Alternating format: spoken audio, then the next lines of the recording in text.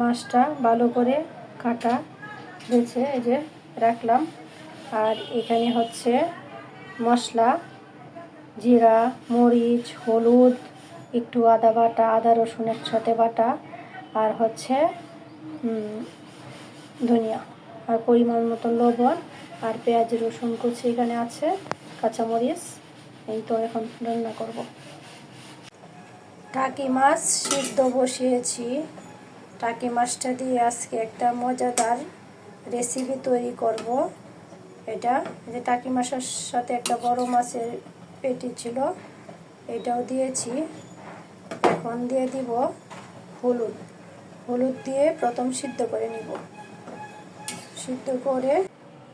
সিদ্ধ করে নিয়েছি। এখন মাছটা এভাবে বেছে কাঁটাটা সরিয়ে নিব। যেভাবে নিচ্ছি, এই যে কাটা, এই যে মাঝখানের কাটা। কালো জিরা ফোড়নে দিচ্ছি, আর পেঁয়াজটা হালকা ভেজে নিচ্ছি। এখন দিয়ে দিব মশলা।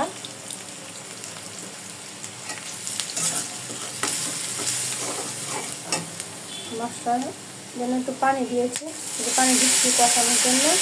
এই পানিটা দিয়েছি মাছটা যখন সিদ্ধ। আমি এখন দিয়ে দিচ্ছি মাছ, কাটা সরিয়ে মাছ রাখছিলাম, সেই মাছটা দিয়ে দিলাম।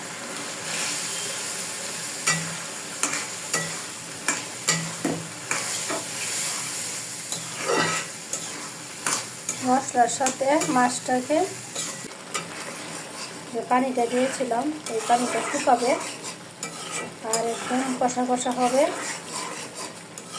এইভাবে পানিটা শুকিয়ে গেছে। এখন দিয়ে দিব কাঁচামরিচ, তারপরে দিয়ে দিব লেবুর পাতা।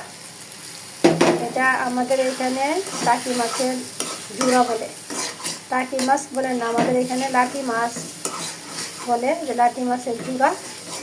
এভাবে লেবু পাতা দিয়ে জুড়া, ভর্তা, টাকি মাছ দিয়ে সবাই খায়। আগে তো ছোটোর সময় দেখতাম আম্মা একদম কড়াই ভরে এভাবে ঝুরা রান্না করতো লেবু পাতা দিয়ে। এই যে দিয়ে দিচ্ছি লেবু পাতা, আর এই যে তেল একদম উপরে উঠে গেছে, একদম ডিম জালে রাখা হয়েছে।